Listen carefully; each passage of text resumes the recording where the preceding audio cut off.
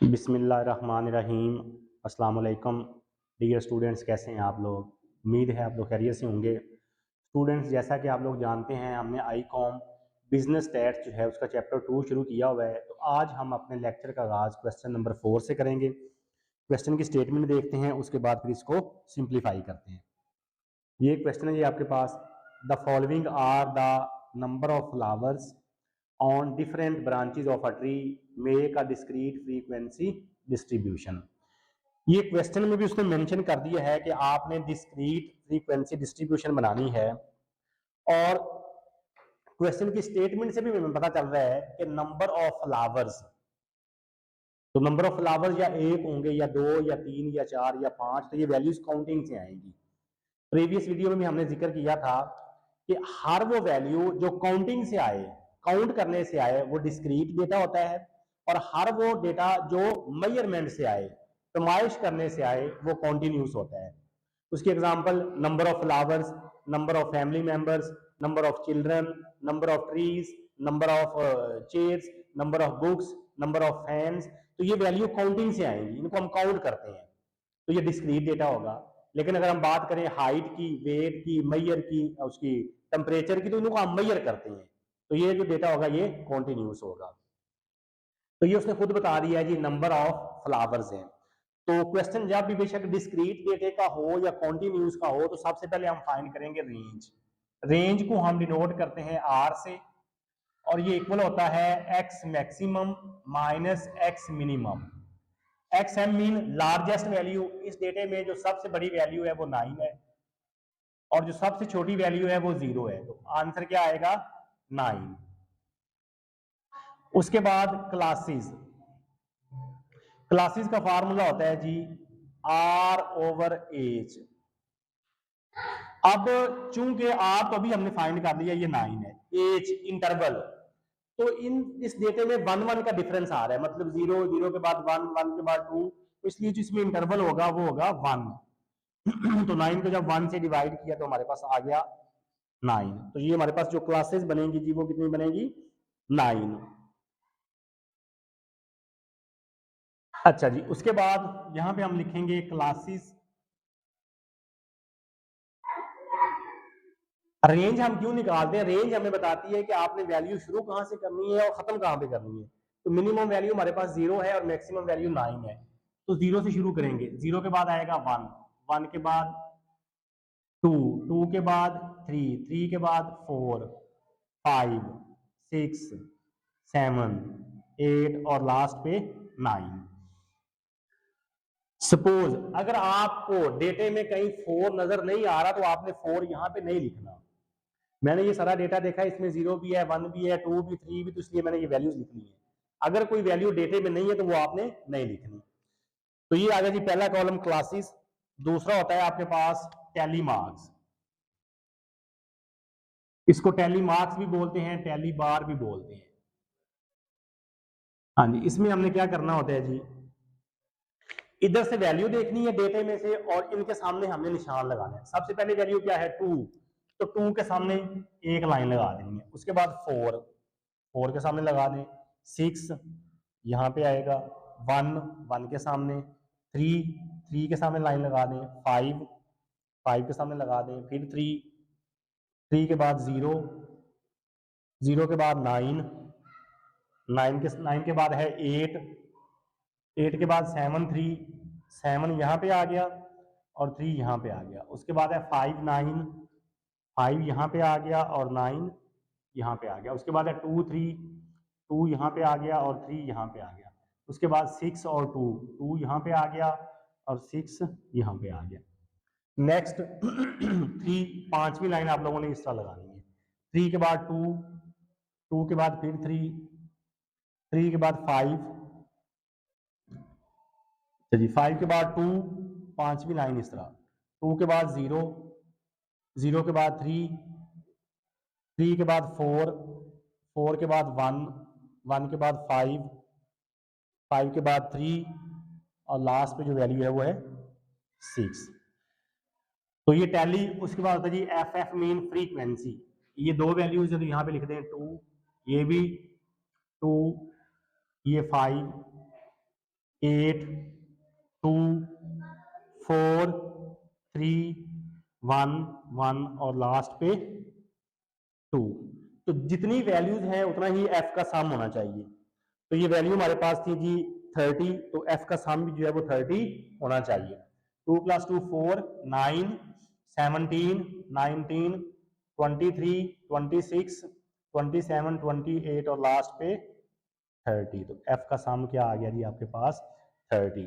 तो जब भी आप फ्रीक्वेंसी डिस्ट्रीब्यूशन बनाएंगे सबसे पहले रेंज, क्लासेस, डिस्क्रीट के लिए पहला कॉलम क्लासेस का, दूसरा टैली मार्क्स का और तीसरा फ्रीक्वेंसी का। तो फ्रीक्वेंसी में हमने ये तीन ही कॉलम बनाने होते हैं। ये था जी क्वेश्चन नंबर 4। अब हम नेक्स्ट देखते हैं क्वेश्चन नंबर 5। नेक्स्ट क्वेश्चन देखें जी, question number 5। Construct a frequency distribution by taking class interval as 1 for number of mistakes in typing of 30 candidates। तो ये क्वेश्चन है जी, इसमें भी उसने बता दी है कि आपने इंटरवल जो है वो 1 का लेना है और 30 जो है वो टाइपिस्ट थे जो डेटे को टाइप कर रहे थे और उन्होंने जो मिस्टेक की वो ये है। तो नंबर ऑफ मिस्टेक्स ये भी डिस्क्रीट डेटा है, या एक मिस्टेक होगी या कोई नहीं होगी, या 2 या 3 या 4 या 5। तो मिस्टेक जो है ये भी काउंटिंग से आती हैं। तो सबसे पहले वही जी रेंज, रेंज को किससे डिनोट करते हैं आर से, और ये किसके इक्वल होता है X maximum minus X minimum. तो जो सबसे बड़ी वैल्यू है वो 10 है और जो सबसे छोटी वैल्यू है वो आपके पास है 0। तो रेंज का आंसर क्या आ गया जी 10। उसके बाद सी क्लासेस वो होता है R over H. H mean interval, interval उसने खुद बता दिया कि आपने 1 का लेना है। तो 10 को जब 1 से डिवाइड किया तो आपके पास आंसर आ गया 10। रेंज भी आ गया, क्लासेस भी आ गया। उसके बाद पहला कॉलम होता है क्लासेस का, क्या क्लासेस। हमारे पास जो मिनिमम वैल्यू है वो 0 है और मैक्सिमम वैल्यू जो है वो 10 है। तो 0 1 2 3 4 5 6 7 8 9 और लास्ट पे 10। अगर सपोज डेटे में 6 नहीं है तो 6 आपने नहीं लिखना, अगर 5 नहीं है तो 5 आपने नहीं लिखना, जो वैल्यूज नहीं है वो नहीं लिखनी। उसके बाद दूसरा कॉलम क्या होता है जी टैली मार्क्स या टैली बार। इसमें क्या करना है, उधर से वैल्यूज देखते जाना है और इधर आपने एक एक लाइन लगाते जाना है। सबसे पहले वैल्यू है 5, तो 5 के सामने एक लाइन लगा दी। 5 के बाद 3, 3 के सामने लाइन लगा दें, फिर 5, फिर 6, 6 के बाद 7, 7 के बाद क्या है जी 1। इस तरह आपने क्या करना है, एक एक लाइन जो है वो लगाते जाना है जी आप लोगों ने। अच्छा जी, सपोज अब आप भूल गए हैं जी कि कौन सी वैल्यू है, वो हम दोबारा शुरू पे जाएंगे नहीं। कितनी लाइनें आपने लगाई हैं 2 4 6, इसका मतलब है 2 4 6 वैल्यूज हो गई हैं। उसके बाद कहां से शुरू करेंगे 7वीं से, वो क्या है 0, तो 0 के सामने एक लाइन, 0 के बाद 8, 8 के सामने, 8 के बाद 4, 4 के बाद 2, 2 के बाद 3, 3 के बाद 5, 5 के बाद फिर 8, 8 के बाद 7, 7 के बाद 1, 1 के बाद 2, 2 के बाद 4 जी। उसके बाद फिर 8, 8 के बाद 7, 7 के बाद 6, 6 के बाद 5, 5 के बाद 10, 10 के बाद 9, 9 के बाद 3, 3 के बाद 7, 7 के बाद 6, 6 के बाद 4, 4 के बाद फिर 7 और 5वीं लाइन आप लोगों ने इस तरह लगानी है। 7 के बाद 9, 9 के बाद 1। उसके बाद तीसरा कॉलम क्या होता है जी एफ फ्रीक्वेंसी।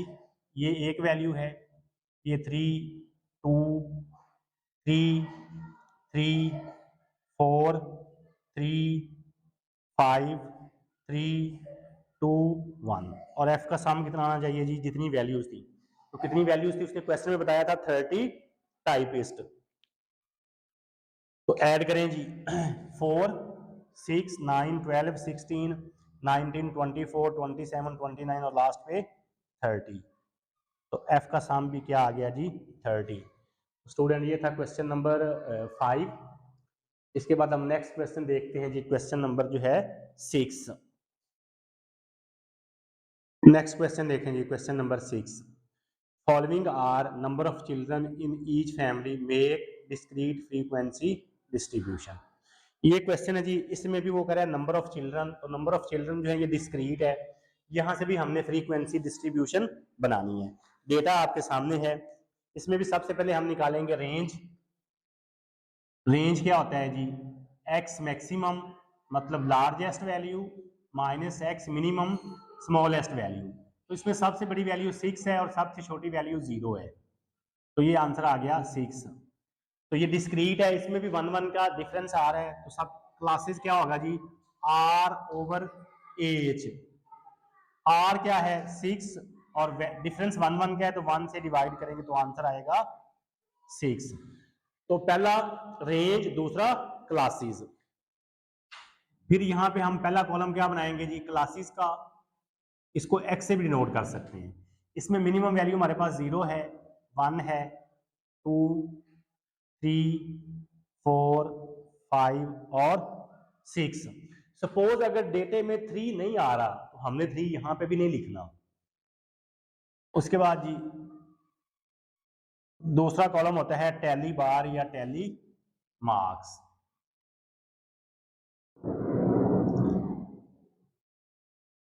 इसमें हमने क्या करना है, उधर से वैल्यूज देखते जाना है, जो वैल्यू उधर होगी इधर उसके सामने हमने एक लाइन लगा देनी है। पहली वैल्यू है 4, 4 के सामने लाइन लगा दी। 3 के बाद 5 2 लाइनें लगाएंगे। 5 के बाद 4 के बाद 3 के बाद 6 के बाद 5 के बाद 4 के बाद 3 के बाद 1 के बाद 0 के बाद 6 के बाद 3 के बाद 2 के बाद 1 के बाद 3 और 5वीं लाइन आप लोगों ने इस तरह लगाना है।